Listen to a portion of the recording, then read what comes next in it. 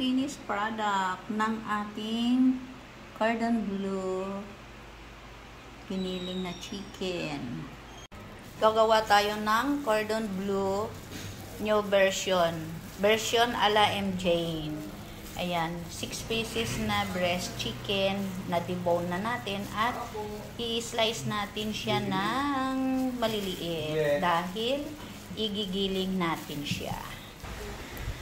Diba, kadalasan ay yung laman ay pinapanipis lang natin, parang gagawing hamonado. Ngayon, iba naman ito. Gigiling natin yung chicken. Ayan, ilagay muna natin sa food processor, tsaka igiling na natin. Hindi ko, ayun.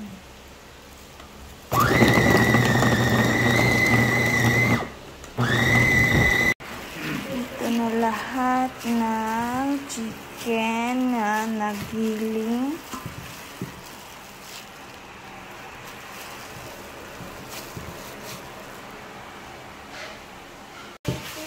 Ito na yung ating chicken, nagiling na. At ngayon ay titimplahan lang natin ng salt and pepper to taste. Yan, mga 3 teaspoon lang na salt.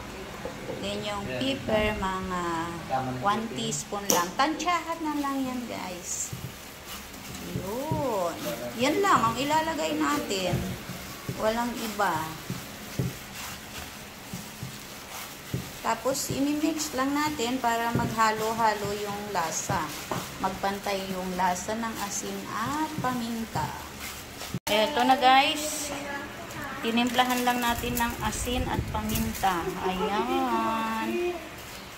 At ito yung mga ilalagay natin. Yung cheese. Wala tayo ng cheese na malapad. Kaya ito na lang. Yung in-slice na lang. Kahit anong cheese.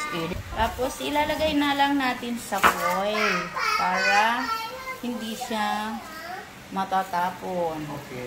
Yan. Ayan, ipa-flat lang natin dyan sa aluminum foil. Flat-flat lang siya ng manipis, hindi masyadong makapal para madaling maluto. Tapos, i-steam natin yan. O, flat na siya. Tapos, ilalagay din natin yung ham. Yan, lalagyan natin kung ano yung flat nung ating ginawang chicken. Yun din yung ham na ilalagay natin. Tapos, lalagyan na natin yung cheese. Ganun lang. I-roll na natin ngayon.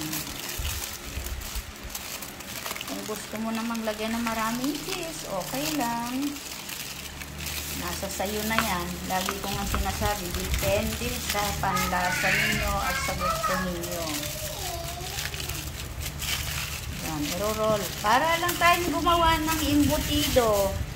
Pero ang embutido maraming sangkap. Ito, yan lang.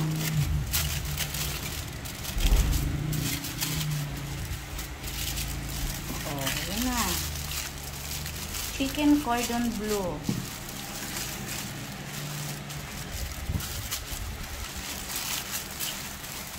Ayan. O, ganyan lang gagawin natin ha, guys ha. Paulit-ulit hanggang sa maubos natin lahat na ginawa natin.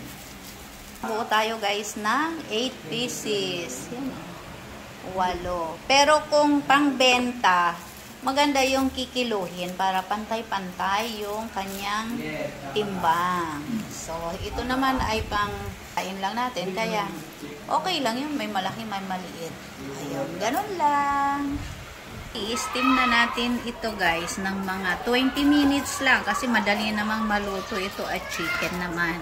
At ito na na-steam na natin. Pwede na itong kainin o pwede rin namang iprito. At ito ipiprito natin. Kung nagustuhan nyo ang video na to guys, makikisuyo naman po. Paki-like and subscribe Mama Erms Vlogs. Thank you.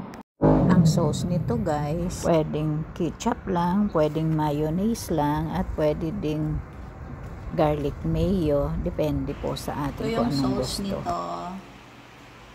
Guys, na yung finished product ng ating cordon bleu giniling na chicken. Okay na to.